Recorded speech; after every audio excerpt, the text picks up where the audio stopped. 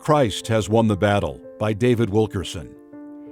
In recent months, I have read many pitiful letters from believers who are still bound by sinful habits. Multitudes of struggling Christians write, "I can't stop gambling. I'm in the grips of an alcohol addiction. I'm having an affair and I can't break it off. I'm a slave to pornography." In letter after letter, these people say the same thing. "I love Jesus, and I've begged God to free me. I've prayed, wept, and sought godly counsel, but I just can't break free. What can I do?" I've spent much time seeking the Lord for wisdom on how to answer these believers. I pray, "Lord, you know your children's lives. Many are devoted, Spirit-filled saints, yet they don't have your victory. What's going on?" At one point, I studied the biblical passages containing God's promises to His people.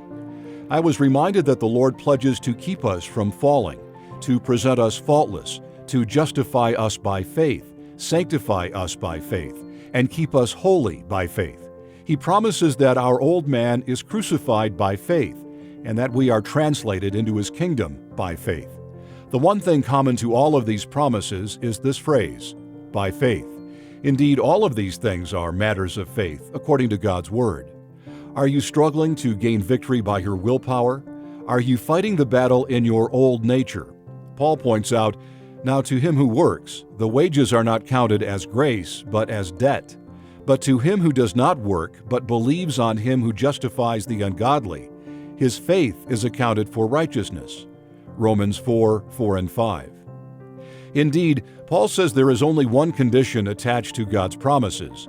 You who once were alienated and enemies in your mind by wicked works, yet now He has reconciled in the body of His flesh through death to present you holy and blameless and above reproach in His sight, if indeed you continue in the faith, grounded and steadfast, and are not moved away from the hope of the gospel which you heard. Colossians 1:21 through 23. Christ surrendered everything to His Father in order to be totally obedient, and we are to do likewise.